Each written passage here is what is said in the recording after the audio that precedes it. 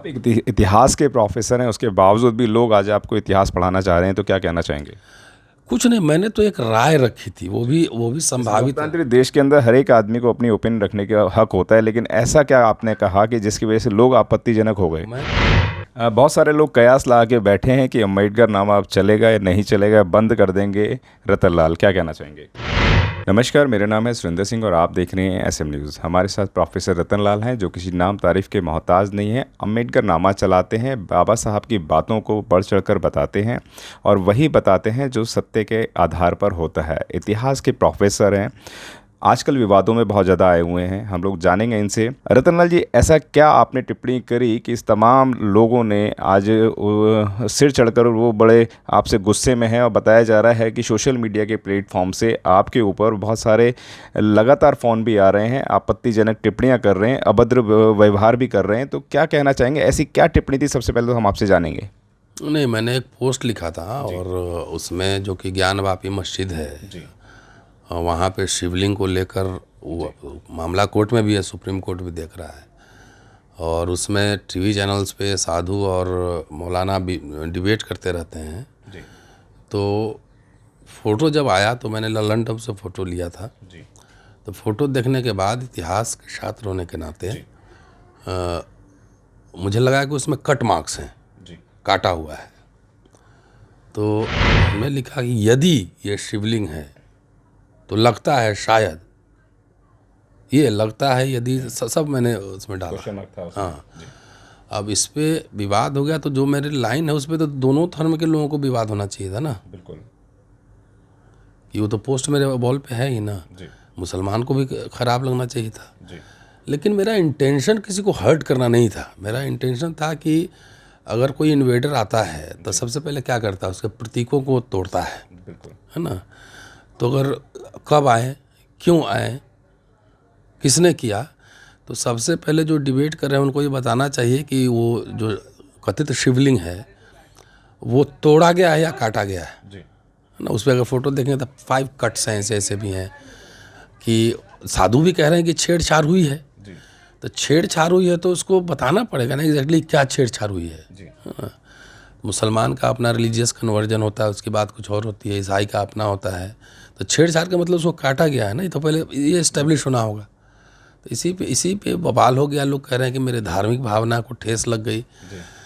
अरे भाई, मैंने इतिहास के छात्र होने के नाते एक संभावित संभावना क्या है वो मैंने कहा था कि इस पे तो मैंने ये कहा कि भाई तो हिंदुओं को आहत करने के लिए इस तरह का कटपीट किया गया है। तो अगर इस हिसाब से अगर व्याख्या करेंगे तो व्याख्या तो हिंदुओं के पक्ष में जा रहा है ना। जो हिंदू जो शिव को पूजन मानने वाले लोग उनके पक्ष में जा रहा है।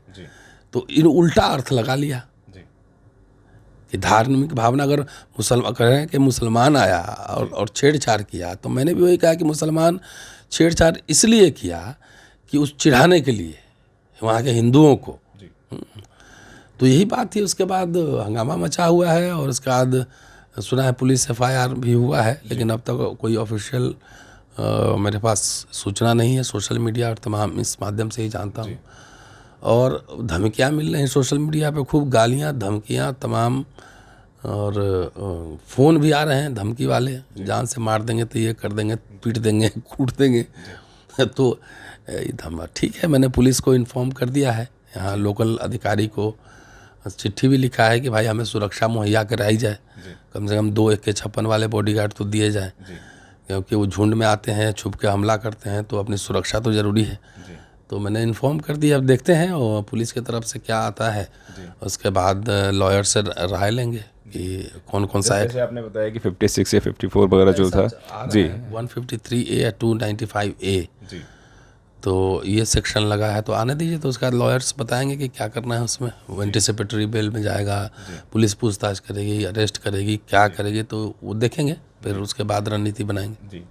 सोशल मीडिया से पता चल रहा है कि आपने जो है पुलिस की गुहार भी लगाई है, आपने प्रधानमंत्री को भी लिखा है पत्र कि मुझे पुलिस वगैरह या सिक्योरिटी मुहैया कराई जाए, अगर वो भी नहीं करा सकते तो आप हमें असला रखने का लाइसेंस प्रोवाइड कराएं।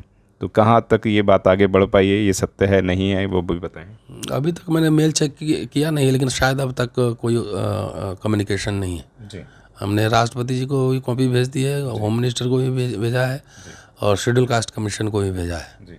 ये कम से कम बेटे को भी धमकी मिल रही है, तो कम से कम सुरक्षा का इंतजाम कर। देखिए, अगर किसी को लगता है कि ठेस पहुंच गया या मैंने कुछ गड़बड़ कर दी, तो आपने थाने में बात चली गई।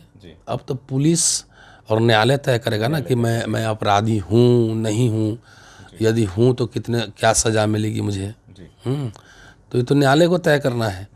लेकिन इस समय जो है एक तरह से उन्मादी लोग, अब बच्चा है पढ़ता है, कहीं हमला कर दे, अगर मैं जा रहा हूँ क्लास लेने चाहे बाहर जा रहा हूँ हमला कर दे, तो ये तो सरकार को और प्रशासन को सुरक्षा प्रोवाइड करना। न्यायालय, आप इंस्टेंट न्याय करने वाले आप कौन होते हैं?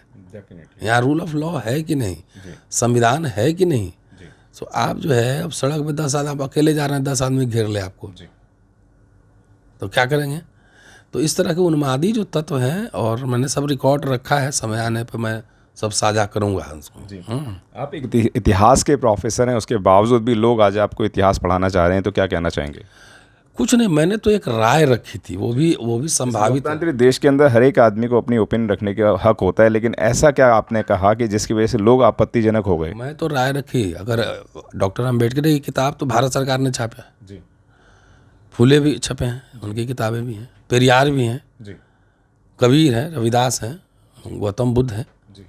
इन सब लोगों ने तो मतलब भयंकर आलोचना की है हिंदू धर्म की।